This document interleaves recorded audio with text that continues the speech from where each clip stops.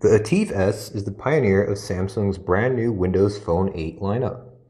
The new release of the Microsoft platform is very similar in looks to its predecessor, but is a huge leap forward in terms of functionality, so understandably everyone, including us, is pretty excited about it.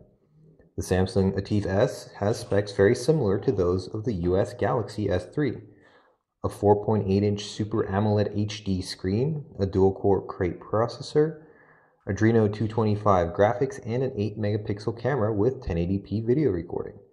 It also features a micro SD slot, and should you choose to do so, you can bypass Zoom for file transfers.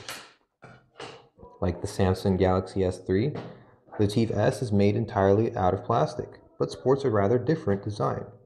There's no hyperglazed coating this time, but the fall-brushed aluminum still looks nice. The new Windows Phone 8 OS, despite keeping the old looks, runs on a completely different core, sporting newer hardware and, most importantly, DirectX graphics. This gives game developers amazing possibilities for developing new games and porting old classics alike. When you unlock the Ativ S, you are greeted with the good old Windows Phone live tiles. The status bar on top, as well as the same calendar, music and video, Office and Xbox apps. The live tiles are now resizable and show different content depending on the size you selected. Unfortunately, there are still no wallpaper options. We'll have to wait a little while longer for that. One of the new features brought by Windows Phone 8 is Kids Corner. You can select the apps and types of media content that goes in and password protected, so you can safely share your smartphone with your kids without worrying that they will mess up your settings or access inappropriate content.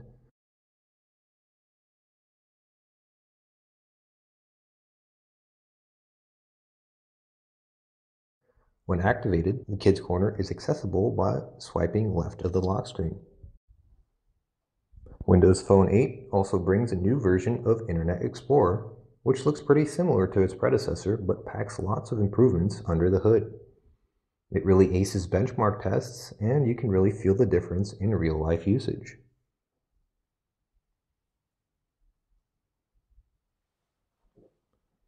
There's also an NFC-compatible wallet app pre-installed, but we won't know if that has any potential to become actually useful for at least a few more months.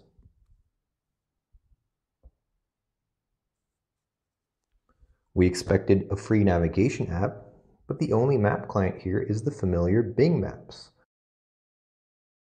There is Local Scout, though, to show you the nearby points of interest.